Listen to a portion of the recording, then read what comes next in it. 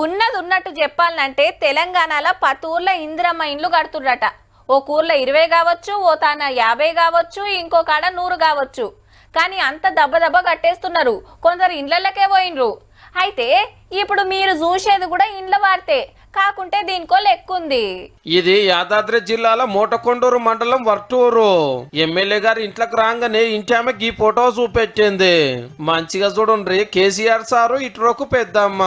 18 ఏళ్ల కిందట ఇదే ఇంటికి సార్ వచ్చి రాత్రి నిద్ర చేసి ఈ పాత ఇంట్లో ఎట్లుంటావు, నీకే కాదు ఆడకట్టుకున్న దళితులందరికి ఇల్లు కట్టిస్తా అని చెప్పిపోయిండట. కేసీఆర్ దళిత వాడకు వచ్చి పల్లె నిద్ర చేసి నేను ఇండ్లు ఇస్తా, బర్రెలు ఇస్తా, ఉద్యోగాలు ఇస్తా అని చెప్పి కనీసం ఆయన పడుకొని మటన్ 3 బుక్కులు తిన్న యాదవ్ ఇండ్లు కూడా ఇల్లు ఇయ్యలే.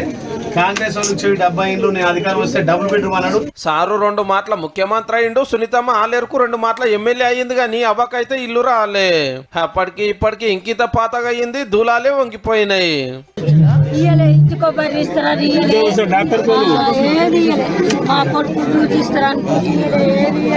ఇక ఇప్పుడు కాంగ్రెస్ ఎమ్మెల్యే బీల్ రాయలేసారు. ఇదే ఇంట్లో నిద్ర చేసి అవ్వకు అడకట్టుకున్న ఇంకో 25 మందికి ఇందిరమ్మ ఇండ్లు శాంక్షన్ చేసి పట్టాలే ఇచ్చిండు.